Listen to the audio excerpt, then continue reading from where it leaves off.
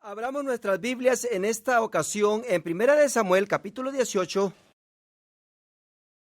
Primera de Samuel, capítulo 18. Y en esta ocasión no voy a repasar para poder avanzar un poco en este tiempo. Quiero hablarles en este momento de uno de los elementos del pacto de sangre. Quiero elaborar de esto y traerlo a luz en una manera amplia para ustedes.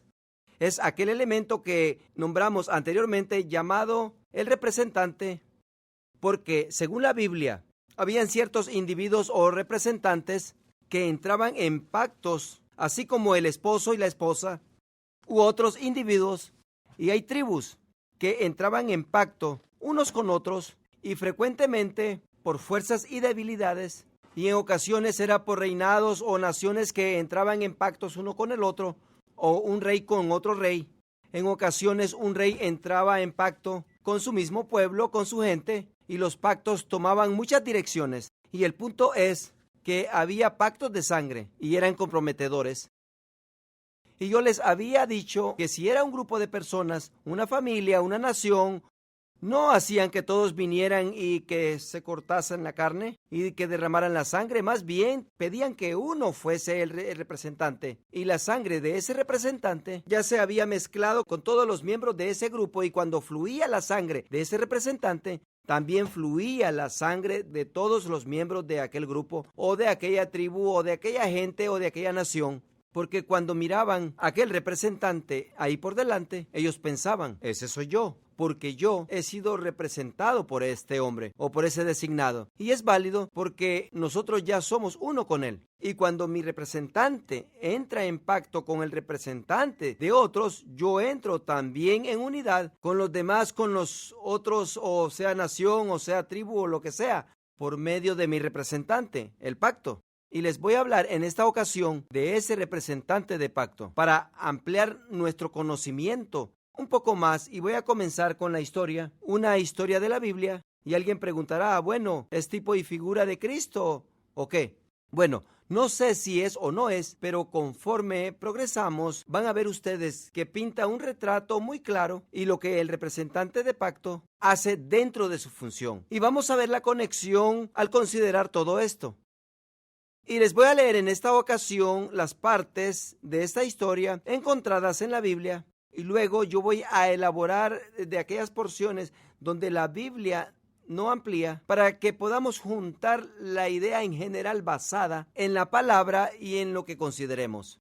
Así es que, si me permiten, les voy a ampliar la función de un representante de pacto, y espero que esta información quede impregnada en sus corazones. Y les había hablado antes de esta serie, que esta es una de las series más impactantes y es la más preferida o pedida generalmente para muchas personas. Es la más sobresaliente de todas las enseñanzas del pacto de sangre. Así es que, ¿listos para esto? Ahora, ¿ya encontraron la Primera de Samuel? Si no lo han encontrado todavía, mejor olvídense. Y consideren y miren a alguna persona que esté a su lado. En Primera de Samuel, capítulo 18, aquellos de ustedes que han estado con nosotros anteriormente van a comenzar a captar algunas cosas cuando comencemos a leer. Primera de Samuel, capítulo 18, verso 1. Aconteció que cuando él hubo acabado de hablar con Saúl, hablando de David, el alma de Jonatán quedó ligado con la de David, y lo amó Jonatán como a sí mismo. Y Saúl le tomó a David aquel día y no le dejó volver a casa de su padre. Verso 3. E hicieron pacto Jonatán y David, cortaron Jonatán y David, porque él le amaba como a sí mismo. Verso 4. Y Jonatán se quitó el manto que llevaba y se lo dio a David, y otras ropas suyas, hasta su espada, su arco y su talabarte. ¿Y qué significó todo esto? Lo habíamos dicho antes. Cuando te quitas tu ropa, tu saco, tu arma, estás declarando: todo lo que soy, te lo entrego a ti, te pertenece. Cuando entregas tus armas, declaras: todo mi poder, toda mi fuerza, toda mi habilidad para ofender y defender, te la entrego, soy tuyo, te pertenece. Y vemos esto claramente entre David y Jonatán. Lo vemos exactamente como lo habíamos descrito hace algunas ocasiones pasadas. Él se lo quita y le dice a David: David, todo lo que soy lo entrego a ti. Te pertenezco ahora. Quiero estar en pacto contigo y con mi poder te defenderé. Bueno, nos damos cuenta rápidamente que Jonatán casi inmediatamente comienza a tener que salvar la vida a David. Saúl estaba contemplando a David subir porque había matado al gigante, y Saúl estaba contento por esto porque el enemigo había sido vencido. Y David comienza a funcionar en la batalla y comienza a tener más victorias, e Israel comenzó a cantar: Saúl ha vencido a sus miles. Y a Saúl le encantó esto, hasta que llegaron al segundo verso: pero David ha vencido a sus 10,000. Y eso no le gustó para nada. Y Saúl comenzó a ser desobediente porque ya había comenzado a ser desobediente. Y Dios había quitado su función de él. Y había venido sobre Saúl un espíritu que lo oprimía porque Jehová había cesado de bendecir a Saúl. Y había cesado de proteger a Saúl. Y había cesado de darle el favor que antes le daba, porque Saúl, no como en sus días temprano, había cesado de ser obediente hacia Dios y cesó de andar en los caminos de Dios. Pero David sí andaba en los caminos del Señor. Y David comenzó a poseer la unción que antes tenía Saúl. David comenzó a poseer el favor de Dios que antes Saúl poseía. Y ahora de pronto Saúl está celoso y Saúl comienza a amenazar y atacar y a tratar de matar a David. Y toma su ejército y comienza a perseguir a David. Pero Dios dijo: yo he ungido a este hombre, porque este es hombre según mi corazón. Ahora, la casa de Saúl se había convertido en una casa, no como en los días tempranos donde tenían confraternidad. Él ya no tenía confraternidad con Jehová. Antes, Saúl acudía al Señor y preguntándole: ¿qué deseas que haga, Señor mío? Pero ahora, cuando Dios le encomendaba hacer algo, no lo hacía, o lo hacía a medias. Media obediencia. Dios odiaba eso. Comenzó a ser desobediente ante Dios. Pero encontramos que David, Dios dijo de él: ese es un hombre según mi corazón. Él era en cierto sentido lo opuesto de Saúl. David más bien hacía cualquier cosa para agradar a Dios. Él se lanzaba a cualquier extremo para hacer las cosas por completo. Nosotros encontramos en la vida de David que había sido dado ciertos animales y la gente le aconsejaba: ofrece esos animales al Señor. Y él decía: ¿cómo puedo ofrecer algo al Señor que no me ha costado nada? Él decía: en eso no hay sacrificio, no representa nada para darle al Señor, porque no me costó nada. Cuando yo sacrifique a mi Dios, yo quiero que me cueste. Por eso Dios decía: ese es hombre según mi corazón. Ese es un hombre que me ama, que le importo. Es pues aquí dos familias que están completamente opuestas. Y el hijo de Saúl, Jonatán, entra en pacto con David. ¿Cómo es que dos familias que son completamente opuestas, cómo es que entran en pacto uno con la otra? ¿Cómo va a funcionar esto? Ya no tienen los mismos principios. ¿Cómo va a funcionar esto? No ven las cosas de la misma manera. ¿Cómo se van a representar una a la otra cuando la una no cree en lo que la otra representa? O aún cree: yo no creo en lo que tú crees, ni tú en lo que yo creo. Sin embargo, Jonatán y David se unieron en pacto uno con el otro. En Amós 3:3 dice: ¿andarán dos juntos si no estuvieren de acuerdo? Saúl pues trata de matar a David. Pero noten, hay algo que sucedió. Jonatán y David entraron en pacto de sangre uno con el otro, que el alma de Jonatán quedó ligada con la de David, con su propia alma. El alma aquí representa la palabra en hebreo, nefesh, hablando de la vida. Y ustedes saben que hay una escritura en otras porciones de la Biblia, en Deuteronomio, que dice que la vida se encuentra en la sangre. ¿Sabían esto? Por esto es que cuando mezclan la sangre, cuando mi sangre entró en la tuya y la tuya entró en la mía, la gente antes decía: ahora mi vida está en ti, tu vida ahora está en mí. Yo estoy dentro de ti y tú dentro de mí. Cuando dice que sus almas estaban ligadas, simboliza que sus vidas estaban ahora unidas.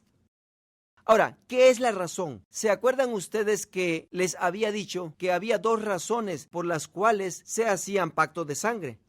Una era por las debilidades y la otra era por el amor. Amor. Ahora, noten aquí, dice, y Jonatán, a finales del verso 1, que Jonatán amó a David como a sí mismo. Verso 3 dice, e hicieron pacto Jonatán y David porque él le amaba como a sí mismo. Por tanto, como su vida, te amo lo mismo que a mí. Yo deseo protegerte, tanto como me protejo a mí mismo. Quiero estar seguro que eres nutrido igual que yo. Si yo tengo hambre, quiero estar asegurado que tú también has comido. ¿Miran eso allí? Eso es pacto. Ese es el amor. Ahora, vayamos al capítulo 31 de la primera de Samuel. Saúl comienza a perseguir a David en intención de matarlo. Y David y Jonatán pierden contacto uno con el otro en este proceso. Y en el transcurso del tiempo, llegamos al capítulo 31. La unción ya había sido quitada de Saúl y no andaba bien ante Dios. Y Saúl sale a una batalla con su ejército en contra de los filisteos. Y Dios no está con él, no lo está protegiendo. Y David ama a la nación de Israel y está tratando de pelear, de defender. Pero Dios ya no está bendiciendo a Saúl. El verso número 1 del capítulo 31 dice, los filisteos pues pelearon contra Israel y los de Israel huyeron delante de los filisteos y cayeron muertos en el monte de Gilboa. Y siguiendo los filisteos a Saúl y a sus hijos, mataron a Jonatán y a Abinadab y a Milquesúa, hijos de Saúl.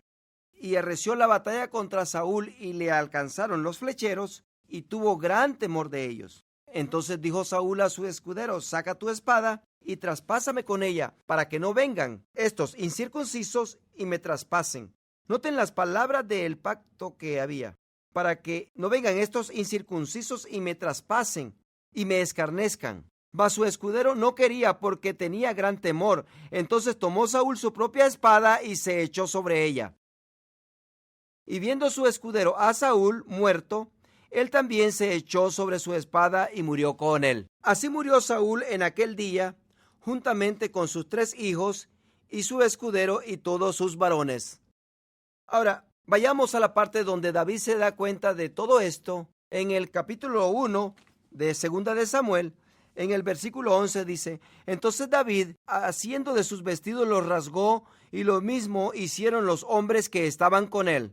En aquellos días, cuando algo tremendo emocionalmente sucedía, tomaban sus vestiduras y las rasgaban. Así es como demostraban que esta era una herida emocional, algo penetrante. Tan pronto como oyó David lo que había sucedido, rasgó sus vestidos. Verso 12 dice, y lloraron y lamentaron y ayunaron hasta la noche, por Saúl y por Jonatán su hijo, por el pueblo de Jehová y por la casa de Israel, porque habían caído a filo de espada. Y ahora, de pronto, David había sido ungido como rey. Y Saúl, quien había sido rey antes, quien aún estaba reinando, fue muerto. Pero también todos sus hijos fueron matados, inclusive Jonatán, el hermano de pacto de David. David escucha las nuevas y lo tira por los suelos. No lo puede creer. Pero noten que David no solo lloró por su hermano de pacto, pero también lloró por Saúl. Por eso Dios amaba tanto a David, porque él no pensaba solamente en él. Es que ese era el padre de mi hermano de pacto, y era también el ungido de Jehová. Jehová lo había ungido como rey. Y es que David tenía esa clase de corazón, es lo que Dios amaba de él, porque él era leal, muy leal, y un fiel individuo que se apegaba a sus líderes hasta el duro final. Bueno, Israel, es decir, el pueblo de Israel estaba dividido en 2 secciones durante este tiempo. Es decir, Judá en la parte sur y en la parte norte lo que se consideraba Israel. David inmediatamente fue ungido como rey sobre Judá, pero Abner, el comandante de los ejércitos de Saúl, inmediatamente tomó uno de los hijos de Saúl, creo que su nombre era Isboset, y él lo ungió como rey sobre la parte norte de Israel. Y ahora, en vez de David tomar el liderazgo de toda la nación, ahora tienen un tipo de guerra civil que se ha lanzado, y David tomó el reinado de la parte sur de Judá e Isboset tomó la parte norte. Y por los próximos 7 años y medio estas dos partes están divididas y David está luchando y le lleva 2 años para matar a Isboset, pero 2 años y medio antes de que llegue a ser ungido sobre toda la región, es que son 7 años y medio desde que Saúl y Jonatán han muerto, hasta que finalmente está en conquista. Es que no fue una fácil y blanda transición, como decir ahora sí, el nuevo rey David. Nada de eso. Más bien fue guerra, una matanza, fue un desorden. Todos escondiéndose, todos vigilando por sus vidas, casi que tenían que dormir con un ojo abierto. No fueron agradables 7 años y medio para David. Pero finalmente, después de 7 años y medio, Jehová le dio paz. El Señor le dio descanso. Quiero continuar aquí después de que estas naciones estuvieron divididas y finalmente después de que David fue ungido rey sobre todo Israel. Vamos a ver en el capítulo 9 de Segunda de Samuel, pero veamos primero capítulo 8, verso 15. Dice, y reinó David sobre todo Israel, y David administraba justicia y equidad a todo su pueblo. Finalmente. Ahora vamos al capítulo 9. Capítulo 9 comienza como si David había estado tan distraído y tan involucrado con todos los asuntos de guerra y de política, con toda la disensión y con toda la contienda que estaba sucediendo, que no tenía en verdad control de todas las otras partes de su vida. Y comienza el capítulo con estas palabras. Dijo David, ¿ha quedado alguno de la casa de Saúl a quien haga yo misericordia por amor de Jonatán? Ahora, la palabra misericordia aquí es la palabra hebrea hesed. En algunas versiones tiene una indicación clarificando qué significa fidelidad del pacto, hesed. Y me imagino que David, después de estarse afeitando en el espejo y comienza a reflexionar al final que ya no tiene enemigos dentro de su nación que están tratando de matarlo, y se está afeitando y de pronto se recuerda y mira la cicatriz en su brazo y se pregunta, ¿habrá alguien? Porque tiene este amor en su corazón, porque tengo esta fidelidad del pacto que nunca tuve la oportunidad de expresar hacia mi hermano de pacto. ¿Habrá alguien que queda de la casa de Saúl a quien yo pudiera expresar esta lealtad del pacto, esta hesed que llevo en mi corazón, en honor a Jonatán? Ha estado desconectado, ha estado separado y dividido todo este tiempo. Y en verso 2 dice, y había un siervo de la casa de Saúl que se llamaba Siba, el cual llamaron para que viniese a David, y el rey le dijo, ¿eres tú Siba? Y él respondió, y el rey le dijo, ¿no ha quedado nadie de la casa de Saúl a quien yo haga hesed o misericordia de Dios? Y Siba respondió al rey, aún ha quedado un hijo de Jonatán, lisiado de los pies. Esta es la primera vez que David se da cuenta de esto. ¿Se imaginan ustedes pensando, oh, Jonatán tuvo un hijo? ¿Jonatán tuvo un hijo? Yo no sabía esto. ¿Y todavía vive? Todo este tiempo, yo no sabía esto. Hemos sido uno, unidos. Si era hijo de él, entonces es hijo mío también. Yo he tenido un hijo y no lo sabía. Y así es que él está preguntando si había alguien. Y Siba contesta, sí, hay alguien. Que Jonatán había tenido un hijo. Y es que Siba no tenía idea de lo que había patente entre David y Jonatán. Pues dejen que les demuestre esto del hijo de Jonatán. Vayamos al capítulo 4, regresándonos al capítulo 4, pero guardemos el espacio acá en el capítulo número 9. Y ahora en el capítulo 4 de Segunda de Samuel vamos a leer un verso, y es el único que vamos a considerar que habla del pasado del hijo de Jonatán. Capítulo 4, verso 4 dice, y Jonatán, hijo de Saúl, tenía un hijo lisiado de los pies.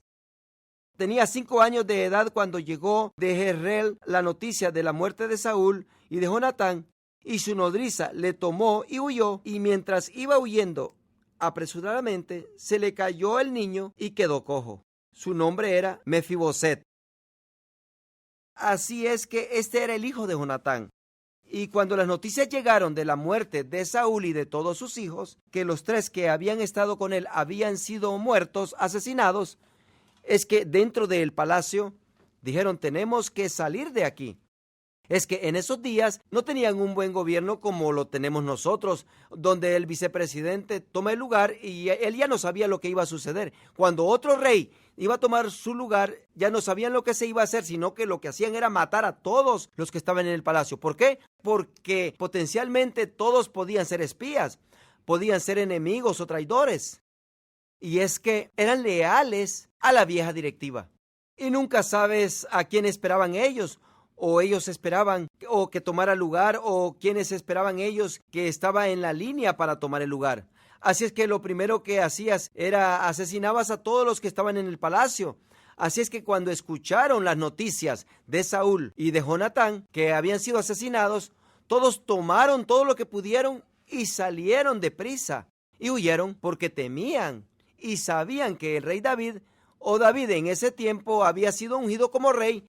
Y muchos de ellos dijeron: hay que salir de aquí, David vendrá y acabará con todos nosotros. Y huyeron, y la nodriza recordó que por ahí estaba el niño de Mefiboset, y fue, lo tomó, y de alguna manera mientras corrían, huyendo, se le cayó el niño, y de alguna manera se le dañaron sus piernitas y quedó cojo. Y de ese punto en adelante, Mefiboset, el hijo de Jonatán, quedó cojo.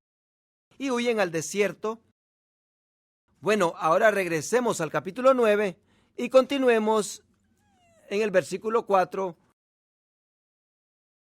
Capítulo 9, verso 4. Y Siba había revelado que sí había un hijo de Jonatán. Y dice en el verso 4.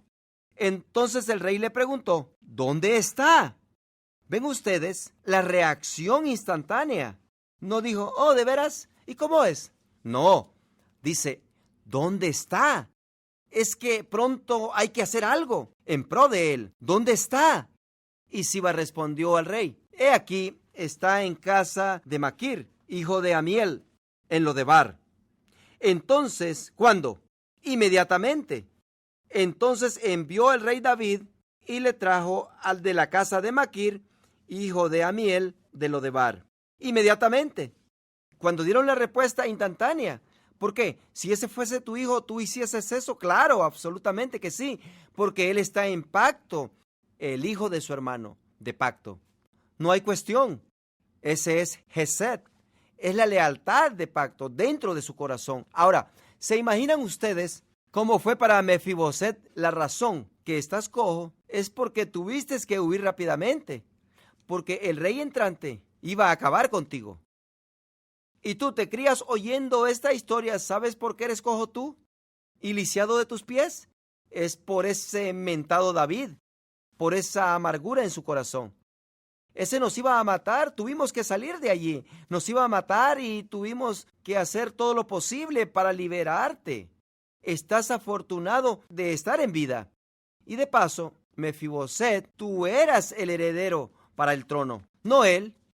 Él no estaba en la familia de Saúl, pero tú sí, tú eres el que debes de estar ahí como rey. Él no. Ese es tu lugar por derecho, tú debes de ser el rey.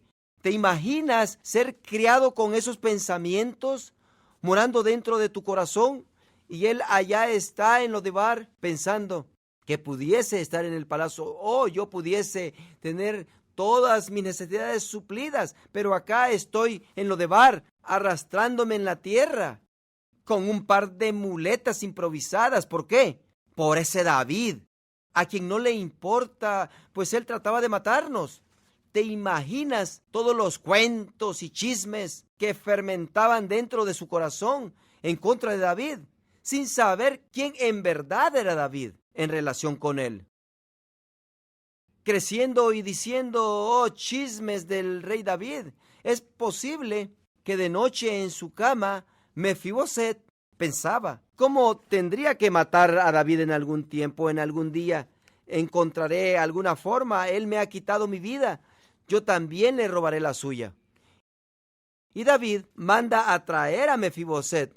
Y te imaginas él estando dentro de la casa y por años y años Cada vez que él escuchaba el sonido de caballería o de caballos, pensando si era el día que David venía a matarlo.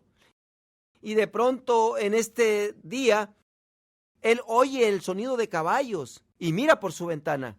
Y de seguro, son las carrozas del rey, y se detienen frente a su casa, y él escucha que dicen algo de Mefiboset.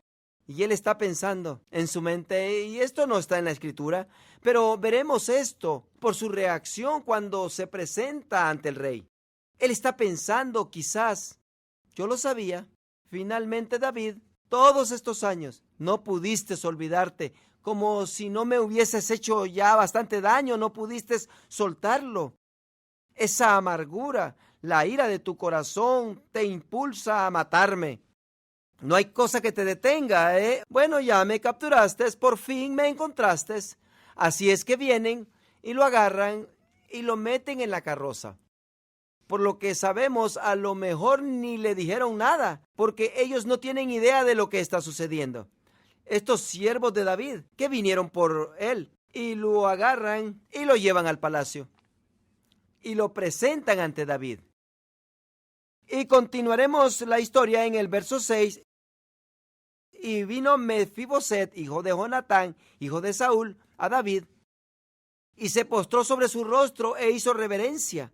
Y dijo David, Mefiboset, y él respondió, he aquí tu siervo.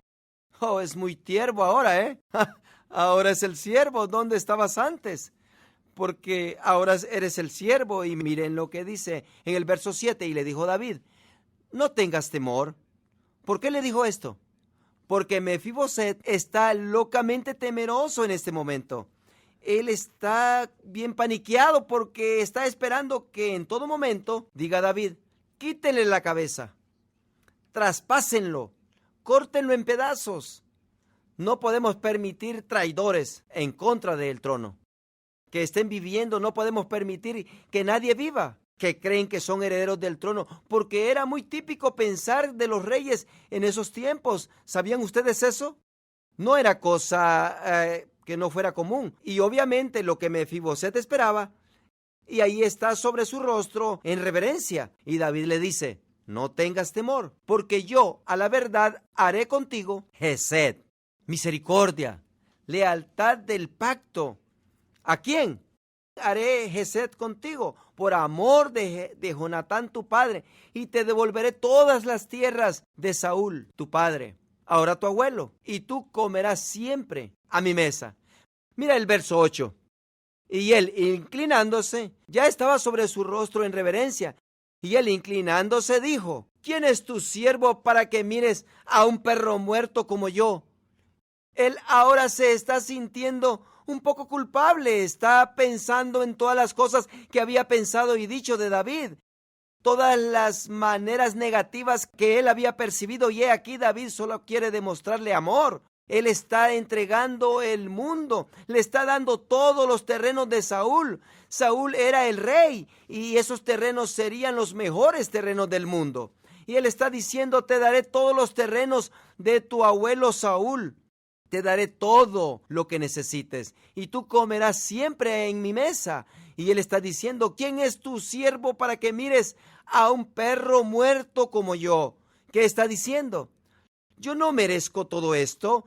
David, tú no sabes lo que yo he pensado de ti, tú no sabes lo que yo he dicho, tú no sabes lo que he hecho, tú no sabes cómo ha sido mi actitud en tu contra. David, yo no merezco esto, soy un perro muerto. ¿Y qué se hace con un perro muerto? En esos días se tiraban al basurero. David, yo solo soy un perro muerto, ¿por qué harías esto a tu siervo? No te merezco. Y David ni le pone atención. Verso 9. Entonces el rey llamó a Siba, siervo de Saúl, y le dijo, todo lo que fue de Saúl y de toda su casa, yo lo he dado al hijo de tu señor. Tú pues le labrarás las tierras, tú con tus hijos y tus siervos, y almacenarás los frutos para que el hijo de tu señor tenga pan para comer. Pero Mefiboset, el hijo de tu señor, comerá siempre a mi mesa. Y tenía Siba 15 hijos y 20 siervos. En otras palabras, tenía 15 hijos y 20 siervos, son 35, y Siba 36. David le acaba de decir: yo te he dado 36 siervos y ellos labrarán tu tierra, la tierra de Saúl. Pero tú ni comerás de ahí, tú comerás de mi mesa continuamente. Ellos labrarán solo para tu beneficio. Ellos labrarán solo para que seas bendecido y próspero, para que tú prosperes. Mefiboset está tirado ahí pensando: oh, no comprendo qué está pasando aquí. Pero ya le había dicho David: no es por causa tuya, Mefiboset. Esto no tiene que ver nada contigo. Mefiboset quizá estaba pensando: pero yo no tengo relación contigo. Yo no te conozco, ni tú me conoces a mí. Y David está diciendo: pero no es para ti.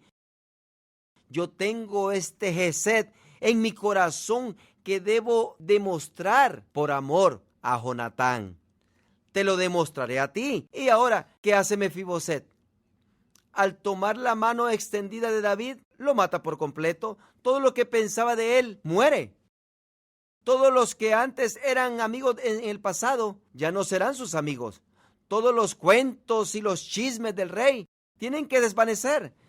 Todo el dolor, la amargura, la ira por no estar en el palacio tienen que desaparecer, porque se le ha ofrecido el palacio. Así es que, en cierto sentido, tomar la mano de David es matar el concepto que él tenía de David, pero en otro sentido le da una vida completamente nueva. Y David le está diciendo: toma mi mano, te estoy dando todo esto, pero no lo merezco, soy un perro muerto. Y Mefiboset acepta. Me imagino estando él en el palacio esta primera noche, pensando en la diferencia en la cama que tenía antes en Lodebar, y ahora esta blanca cama que está suave, tendida suavemente dentro del palacio, y ahí acostado pensando: oh, esta mañana estaba en Lodebar y ahora estoy en el palacio. Con lágrimas virtiendo de sus ojos, todavía pensando: ¿cómo llegué aquí? ¿Cómo vine de allí acá tan rápidamente? Me imagino levantándose en la mañana y, en vez de esforzarse para limpiarse, ahí estaban 3 siervos anunciándole que tenían ya su baño listo, y lo toman y lo sumergen y con jabones olorosos, perfumados, y cuando acaban le presentan aquella toalla grande y con sus iniciales bordados en ella. Están allí solo para servirle o atender a sus necesidades. Está pensando: ¿cómo llegué aquí? No hice nada para merecer todo esto. No hice nada.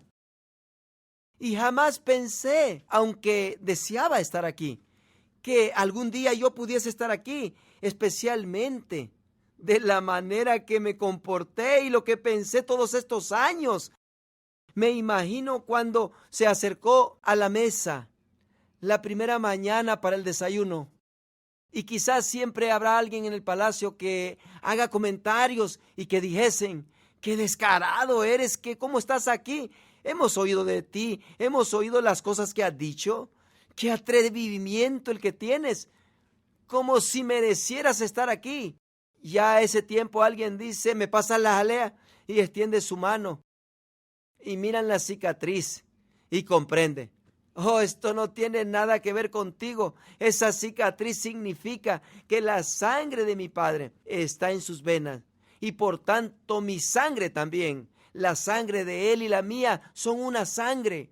Pero por nada de lo que yo hice, porque yo no estaba allí, pero aún sí lo estaba dentro de mi padre. Me imagino después del desayuno que se pasea por el palacio y en una de las paredes del corredor mira una capa que dice: en tierna memoria de mi hermano de pacto, Jonatán.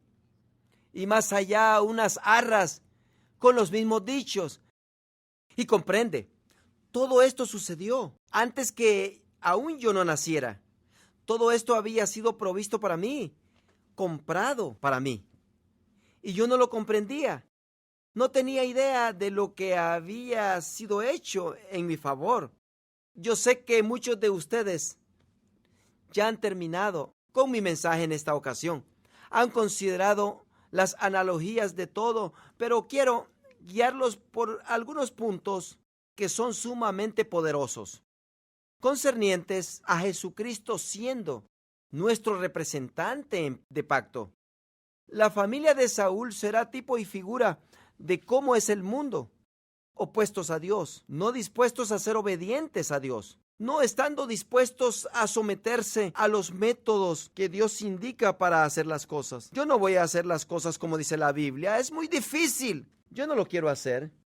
La palabra dice en Salmo 14, no hay ninguno justo, ni aun uno. En Isaías 53 dice, todos nosotros como ovejas nos descarriamos, cada cual por su lugar. Pero aún la humanidad estaba en realidad en el jardín del Edén, dentro de Adán y Eva, y de alguna manera u otra perdieron ese estado y fueron a dar a un estado de ser degradados, llenos de pecado, en un estado no dispuestos a recibir la voluntad de Dios. Es que en cierto sentido David es como Dios. Él quiere hacer lo mejor. Él ama al mundo. Aún a Saúl, él lloró por Saúl. Aún aquellos que eran pecadores, desobedientes y contrarios, aún aquellos que trataron de asesinarlo personalmente, y lloró por ellos y los amó. Pero aún en un sentido no pudo andar al lado de Saúl. No pudo mezclarse. Había algo en él y algo en Saúl que no concordaba. Y en otro sentido, Jonatán es como Jesucristo. Jonatán estaba en la familia de Saúl y por tanto parte de la familia de Saúl, pero en un sentido muy diferente a esa familia. Jesucristo vino a este mundo y se hizo ser humano. Sin embargo, era un ser humano muy distinto. Era un ser humano muy distinto a todos los demás seres humanos. Él era el primer ser humano que sería totalmente obediente a Dios y haría todo lo que Dios le mandase. Dios y Jesucristo andaban en unidad, así como Jonatán y David estuvieron en unidad. Mefiboset es más como nosotros, ¿no es así? Físicamente limitados en nuestra carne, limitados en nuestros propios deseos y pasiones, no siendo capaces de funcionar como deseamos funcionar. Espiritualmente y mentalmente hemos sido engañados. Se nos ha dicho que Dios es un rígido, que solamente quiere robarnos nuestra diversión y que si lo obedeces vas a perder, porque jamás tendrás una vida obedeciéndolo. Por cierto que es Dios el que te está castigando o robándote tus diversiones. Si en verdad Él nos amaría, no haría todas estas cosas, pero Él no nos ama. Pero todo este tiempo no comprendemos que en verdad sí había un ser humano que entró en pacto con el Dios eterno. Y no tenía nada que ver con nosotros. No tuvo que ver nada con nosotros, con el hecho de que yo hiciese las cosas bien o cuánto error que yo cometía. Más bien se trató todo de Jesús y el hecho de que entró en un pacto. Ahora, permítanme aplicarles a cada uno este representante de pacto. Por cierto, quiero que abran sus Biblias en una escritura en el libro de Hebreos, Hebreos capítulo 8 y verso 6. Todavía oigo que suenan las páginas. Dice, pero ahora tanto mejor es el suyo, cuanto es mediador de un mejor pacto, establecido sobre mejores promesas. Ahora, ¿alguien puede decirme lo que es un mediador? ¿Un mediador es lo mismo que un representante? ¿Cuál es la diferencia entre un representante y un mediador?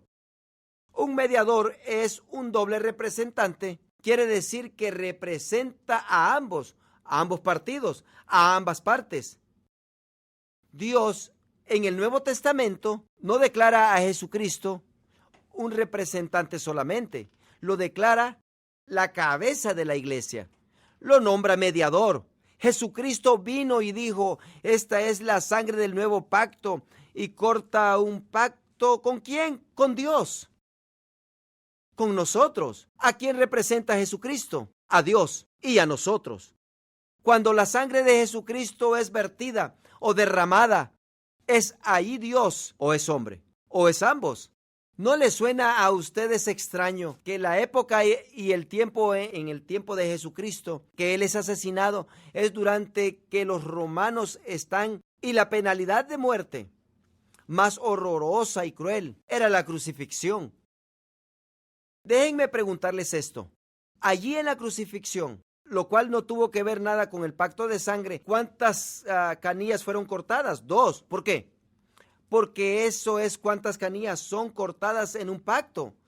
Y por la primera vez durante la historia, la sangre de Dios y la sangre del hombre fluyeron juntas. Y Dios dijo, desde este día en adelante, mi sangre, porque Jesucristo es Dios, es también tu sangre. Y tu sangre también es mi sangre. Yo cuento que tú eres conmigo un solo, seres humanos, y yo siendo uno solo con ustedes, contigo. Yo les amo. Dios dijo, yo tengo este Gesed por ustedes, así como David tuvo eso por Mefiboset, por causa de Jonatán. Y Dios tiene lo mismo por nosotros. Y no tiene nada que ver contigo, no tiene nada que ver con que tú no estuviste ahí, porque no estuviste. Pero aunque muchos años después Dios dice, ¿ha quedado alguien de la familia? ¿Hay alguien a quien yo le pueda demostrar este Gesed en mi corazón a causa de Jesucristo? Y nosotros venimos ante Dios y decimos, Señor, yo soy un perro muerto, no lo merezco. Oh, yo no merezco que tú traigas sanidad a mi cuerpo. No he leído la palabra suficientemente. No he acudido a la iglesia lo suficiente. Dios mío, en ocasiones exploto de ira. Tú no sabes lo que yo he pensado. Tú no sabes lo que yo he hecho. No merezco que contestes mis oraciones. Y Dios dice, ¿hay alguien a quien yo pueda expresar este Gesed, esta lealtad de pacto? Porque el pacto que he hecho con Jesucristo, bueno, somos como Mefiboset. El extendernos y tomar la mano de Jesucristo mata lo que somos completamente. La palabra dice que debemos de crucificar la carne y considerar nuestra carne muerta hacia el pecado. Por eso cuando venimos hacia Jesucristo y por medio de Él levantamos nuestra mano hacia Dios, debe de matar nuestro pasado, nuestras amistades pasadas, nuestros métodos de pensar, nuestros comportamientos del pasado, lo que antes considerábamos mentores nuestros y los héroes antiguos. ¿Por qué? Porque hoy todo muere. Esa vida ha terminado. Hoy he entrado en pacto con Dios. Jesucristo es considerado un mediador de un pacto nuevo, el cual es mejor pacto, establecido sobre mejores promesas. Miren lo que recibió Mefiboset. Y todo en un día. El tratamiento real. Un día.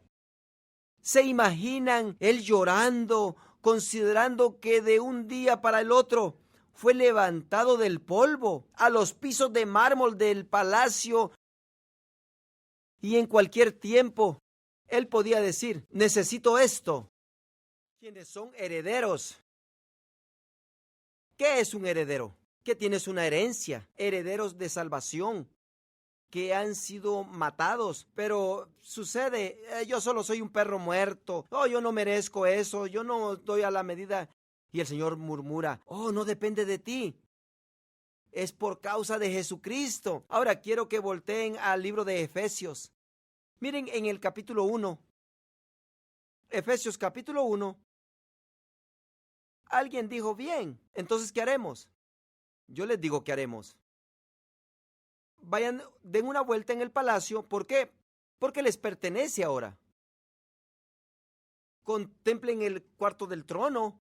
Segunda de Corintios 4:18 dice, no mirando nosotros las cosas que se ven, sino las cosas que no se ven. Pues las cosas que se ven son temporales, pero las que no se ven son eternas. Te pertenecen para siempre.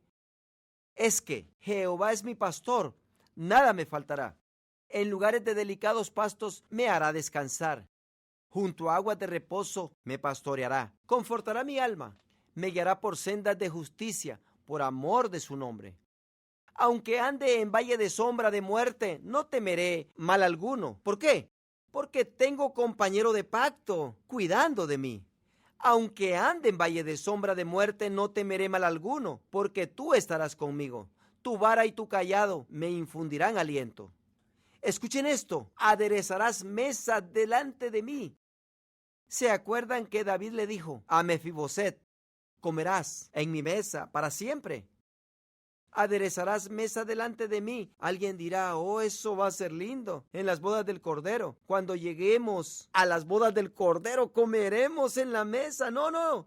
Escuchen: aderezarás mesa delante de mí, en presencia de mis angustiadores o enemigos. Déjame decirte, en el cielo no hay enemigos, no habrá enemigos ni angustiadores. Todos están aquí. El Salmo 23 no es un salmo fúnebre. El Salmo 22 es un salmo declarando la muerte de Jesucristo. El Salmo 24 es un salmo celestial. El Salmo 23 es un salmo de aquí, hoy. Aderezarás mesa delante de mí en presencia de mis angustiadores. Unges mi cabeza con aceite y mi copa tiene un poco en ella. No. Mi copa está rebosando. Ciertamente el bien y la misericordia y la gesed me seguirán todos los días de mi vida, y en la casa de Jehová moraré por largos días. ¿Qué nos resta para hacer? Pasearnos por el palacio. Saca tu Biblia y permite que el Espíritu Santo te guíe por el palacio, que te demuestre tu morada y que te demuestre lo que te pertenece y que te demuestre todas las bendiciones del pacto que no tienen que ver nada contigo, o por lo bueno que eres, o por lo malo que fuiste, o lo que pensaste, sino que tiene que ver con el hecho de que tienes un representante de encabezado que guardó los puntos del pacto de tal manera que Dios permitió que su propia sangre fuese derramada, y Dios entró en absoluto pacto para decir: lo juro en sangre que haré esto para ti. Y ahora Dios busca y pregunta: ¿hay alguien a quien puedo demostrar este gesed? Efesios capítulo 1. ¿Qué hemos heredado? Vamos al verso 11. En él asimismo tuvimos herencia. Pues, ¿qué es? Noten que no dice que algún día, cuando lleguemos al cielo, obtendremos herencia. Dice tuvimos, no tendremos. Pero tú todavía estás postrado en el suelo y el rey extendiendo su mano. No, yo no merezco eso. Sí, tómalo. Yo tengo siervos que te lo presenten. No, labraré la tierra por ti. Quiero bendecirte, quiero vestirte, quiero darte un lugar en donde habitar, quiero proveer para ti. Oh, no, yo no merezco eso. Asimismo, tuvimos herencia. Vamos al versículo 15. Por esta causa también yo, habiendo oído de vuestra fe en el Señor Jesús y de vuestro amor para con todos los santos, no ceso de dar gracias por vosotros, haciendo memoria de vosotros en mis oraciones, para que el Dios de nuestro Señor Jesucristo, el Padre de gloria, os dé espíritu de sabiduría y de revelación en el conocimiento de Él, alumbrando los ojos de vuestro entendimiento, para que sepáis cuál es la esperanza a que Él os ha llamado, y cuál es la riqueza de gloria de su herencia. ¿Para quién? ¿En quién? En los santos. ¿La herencia de quién? ¿La herencia de quién? Su herencia.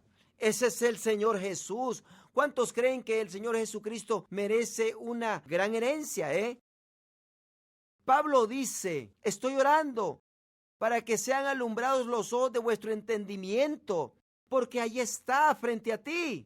¿Dónde siempre ha estado? Te ha pertenecido todo este tiempo.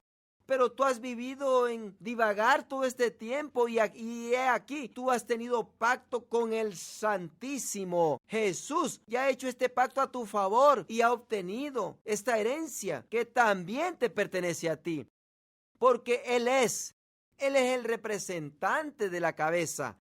Y Pablo está diciendo y está orando que se alumbren los ojos de vuestro entendimiento, para que sepáis que esto te pertenece. Si es que lo mereces o si es que no lo mereces, Tú tienes herencia. Ahora, miren en Juan capítulo 16, Juan 16, y vamos al versículo 13. Dice, pero cuando venga Jesucristo, aquí hablando, pero cuando venga el Espíritu de verdad, Él os guiará a toda verdad, porque no hablará por su propia cuenta, sino que hablará todo lo que oyere y os hará saber las cosas que habrán de venir. Él me glorificará porque tomará de lo mío y os lo hará saber. Ahora, noten el verso 15. Noten lo que dice Jesús. Todo lo que tiene el Padre es mío. ¿Por qué es eso? Porque está en pacto con Dios. La palabra dice en hebreo, Jesucristo obtuvo por herencia un nombre más excelente que el de los ángeles. Y lo obtuvo por herencia. Bueno, y alguien dirá, bueno, siempre él ha tenido eso. No, cuando él vino, él obtuvo algo que antes aún no tenía por herencia. Él entró en un pacto con Dios y cuando estaba colgado en ese madero, Dios le estaba diciendo, todo lo que tengo te lo estoy dando a ti. Y en Jesucristo, Él es el representante, la cabeza. Jesucristo no estaba diciendo, oh, aquí en favor de Dios. Jesucristo estaba colgado con sus pies cortados y sangrando y diciéndole a toda la humanidad, como Dios mismo, todo lo que tengo te lo estoy dando. ¿No es así? Y aún estaba diciéndole a Dios como hombre, estoy representando al género humano. Todo lo que poseo te lo estoy dando. Y Dios estaba respondiendo, bueno, y todo lo que yo tengo te estoy dando a ti, seres humanos. Y Jesucristo dice aquí en el verso 15, todo lo que tiene el Padre es mío. Por eso dije que tomará de lo mío y os lo hará saber. ¿Por qué es eso? Porque ahora es tuyo. ¿Por qué? Porque lo hemos logrado por herencia. Pablo está diciendo, yo estoy orando, que Dios abra tus ojos y comprendas que ahora te pertenece a ti. Alguien dirá, bueno, pasaremos esta vida lo mejor posible que podamos. Bueno, hazlo. Tú puedes estar tirado en el suelo como Mefiboset y permanecer cojo, ilimitado y con pensamientos erróneos y no echar mano de las bendiciones que ya han sido compradas para ti por tu representante de cabeza. O puedes extenderte y tomar la mano de Dios y que muera esa incredulidad. Y muera ese modo de pensar que si Dios quiere que suceda, Él lo hará suceder. O puedes levantar tu mano y tomarla de Él y decir, sí, Él quiere que suceda, porque estoy en pacto con Dios por medio de la sangre de Jesucristo. Ahora, vayamos a un verso más. Segunda de Corintios, capítulo 1. Permítanme preguntarles esto concerniente a representantes de cabeza porque quiero estar seguro que ustedes comprenden qué es eso de representante. Cuando Jonatán cortó su carne y mezcló su sangre con David, ¿estaba allí Mefiboset? Oh, sí, ahí estaba. Por todo el Antiguo Testamento la Biblia dice que los hijos estaban dentro del Padre. Cuando Abraham estableció el pacto con Jehová, Isaac estaba allí. Dentro de Abraham, Jacob estaba allí. Y todos los 12 patriarcas estaban ahí. Ahí estaban todos, pero ¿dónde estaban?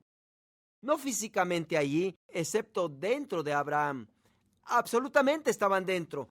Por eso cuando aparece Mefiboset, por eso David no ve ninguna diferencia entre Mefiboset y Jonatán. Él piensa, tú estuviste allí conmigo parado en la sangre en ese día, dentro de tu padre.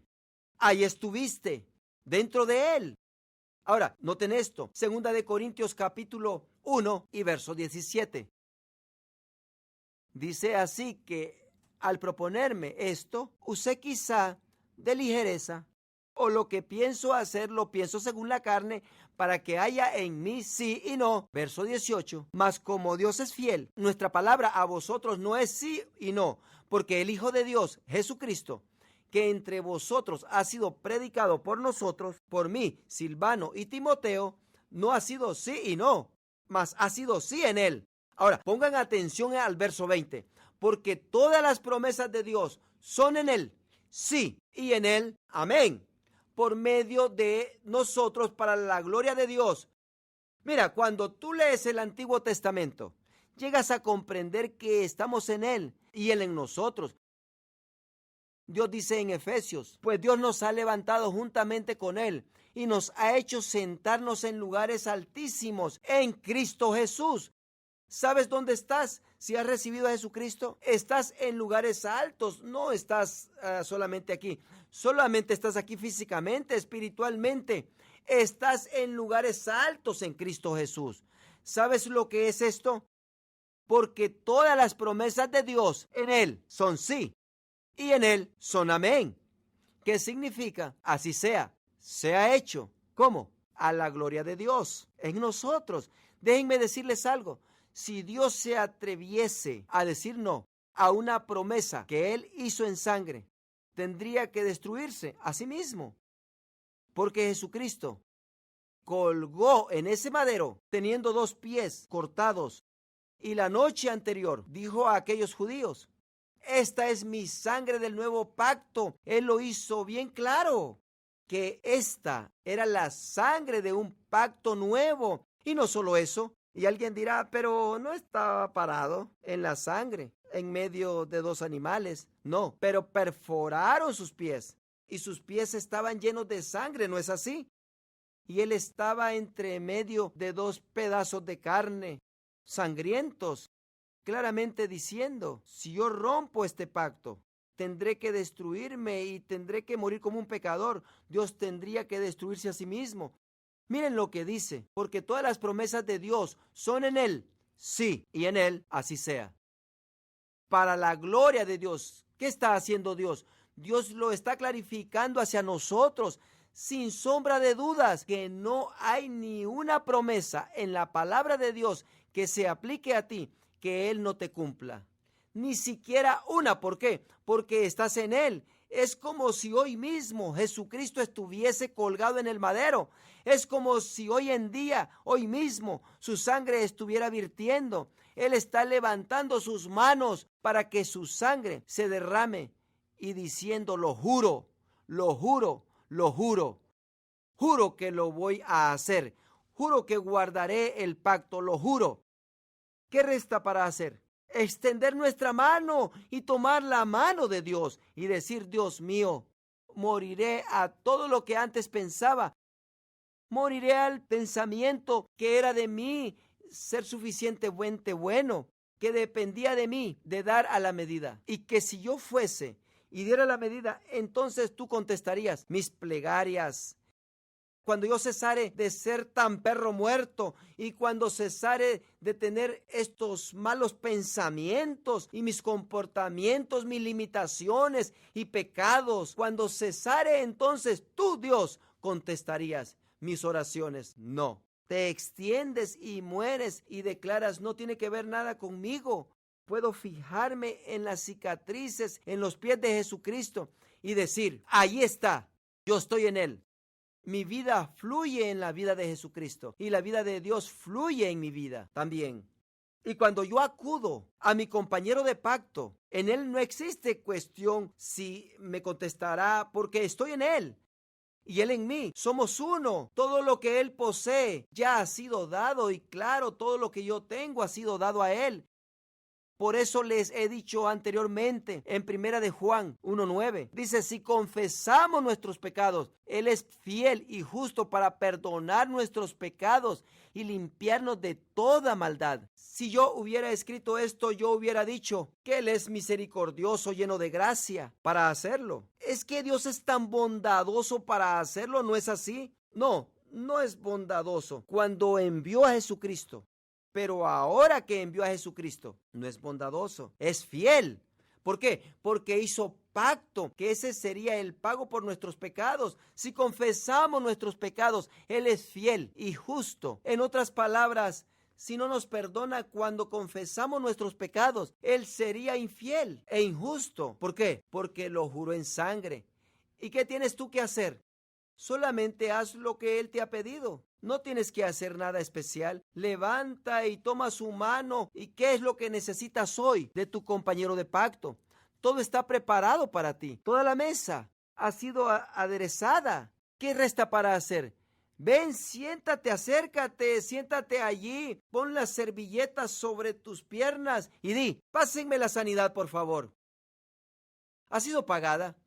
Y si alguien se te arrima y te dice, ¿quién piensas que tú eres? ¡Oh, qué atrevimiento! Aquí sentado pidiendo eso, ¿cómo sabes que Dios quiere hacer eso por ti? Y tú regresas la mirada y dices, oh, eso no tiene que ver nada conmigo. Si de mí fuera, no lo merezco. Pero es que mi representante de cabeza, mi compañero de pacto, él entró en pacto por mí y yo estoy en él. Y porque él entró en pacto, dio su amor, Gesed, y Dios me da la herencia y las bendiciones del pacto por lo que él hizo.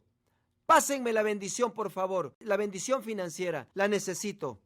¿Me pasan, por favor, la paz a mi matrimonio? Pásenmela para acá. Necesito perdón en este día. ¿Me pasan el perdón, por favor? Yo lo necesito hoy en día. ¿Me pasan la fortaleza? Necesito la fortaleza. ¿Me pasan la misericordia? Por favor, páseme la misericordia. Páseme la misericordia, por favor. Pásela. Oh, muchas gracias. Y deseo otra cucharada de sanidad, por favor. ¿Se permite servir a segunda vez en el reino? ¿No es así? Permítanme el Espíritu Santo. Necesito el Espíritu Santo. Hoy en día necesito estar lleno hasta rebosar. Y está por ahí la gracia. Oh, me la pasan, por favor. Oh, para mí, para mi ministerio. Y que del ungimiento necesito también para moverme en el poder de Dios. Me pasan, por favor, la unción. La necesito hoy en día. Porque ¿sabes qué? Siempre habrá alguien aparte de ti que te dirá, tú no lo mereces. ¿Quién piensas tú que eres? No has estado orando, no has hecho esto y lo otro, pero tú tienes que responder y contestar a esos pensamientos. Sí, quiero estar en oración porque quiero estar honrando al Señor. No tiene nada que ver conmigo. Esto fue antes de que yo naciese, yo heredé esto. Al ser nacido de nuevo, me siento en esta mesa orgullosamente. No orgulloso de mí mismo, sino orgulloso de mi representante de cabeza.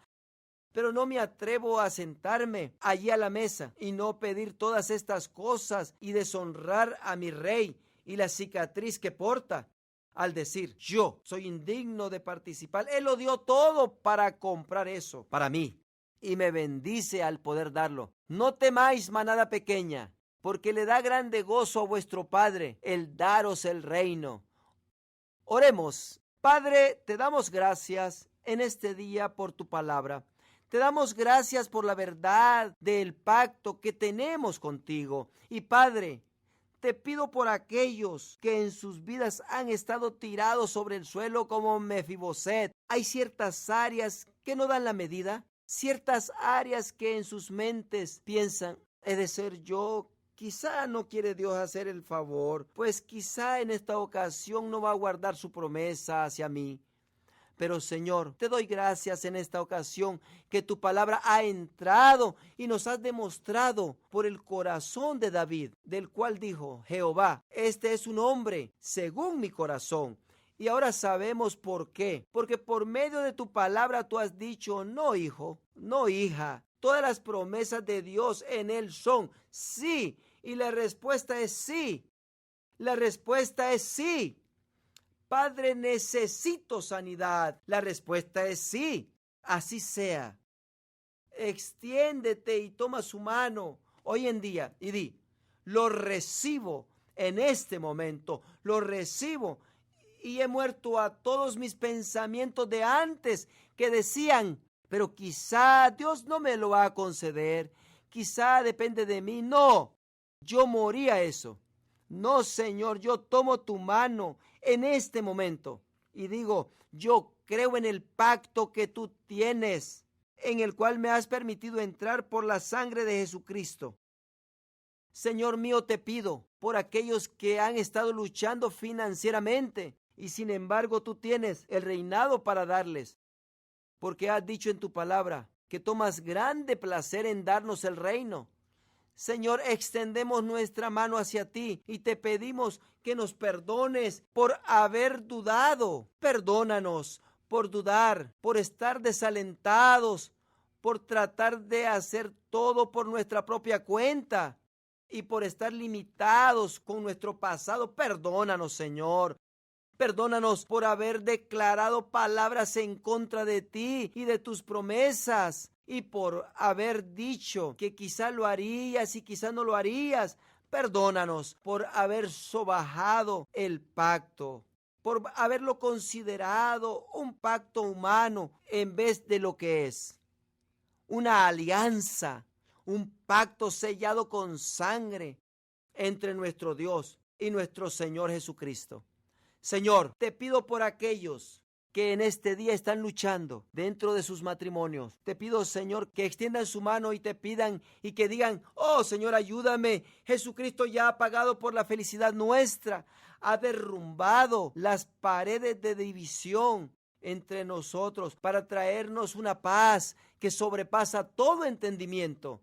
Y solo Él puede hacer los senderos chuecos enderezarse. Solo Él puede restaurar los años que la langosta se ha comido y ha destruido. Padre, te pido por aquellos que necesitan perdón en este día, perdón de pecados, no solo pecados de acciones, sino pecados del corazón, pecados de la mente, pecados mentales, y se han estado alejando de ti, diciendo: oh, no sé cómo tratar con todo esto. No sé si venir ante Dios con todo esto o no. Señor, te pido que los fortalezcas para que puedan extender su mano y tomar la tuya y puedan decir: esto no tiene nada que ver conmigo. Esto es por lo que Jesucristo hizo a mi favor. Porque yo ahora estoy en Él y Él en mí. Y Él ya ha pagado el precio por todo esto. Recibo mi perdón en esta ocasión por fe. Recibo mi libertad de adicción por medio de la fe. Pongámonos de pie, por favor. Tomen sus manos y elévenlas al cielo, hacia Dios y hacia su representante de cabeza, al Señor Jesucristo.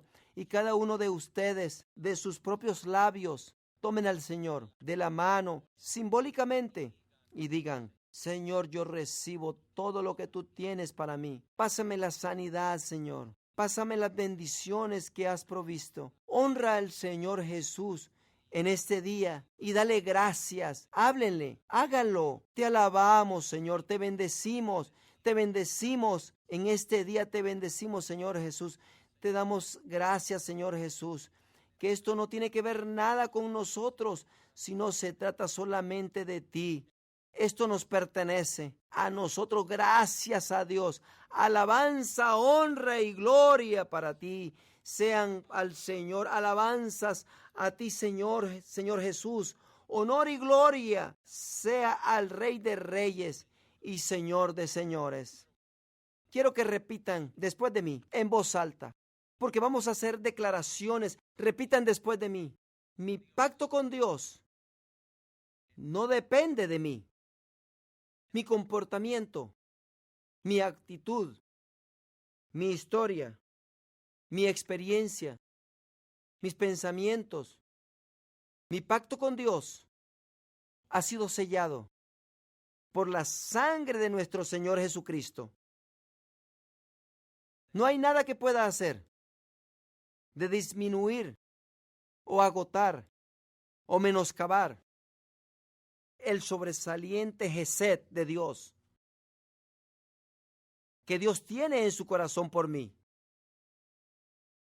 Ahora me pertenece. No lo merezco, pero lo recibo por fe. Estoy en pacto con Dios, el Todopoderoso. Él vive en mí y yo vivo en Él. Y mayor es el que está en mí que el que está en el mundo. Desde este momento en adelante, andaré en mis bendiciones de pacto. Yo declaré la verdad de la palabra de Dios. Yo rechazo la mentira, que esto depende de mí. Yo declararé que yo soy un recipiente. Yo soy un heredero de todo lo que Dios tiene y lo recibo desde hoy en adelante por fe en el Señor Jesucristo. En el nombre de Jesucristo, Amén, amén y amén y amén y amén. Gloria a Dios.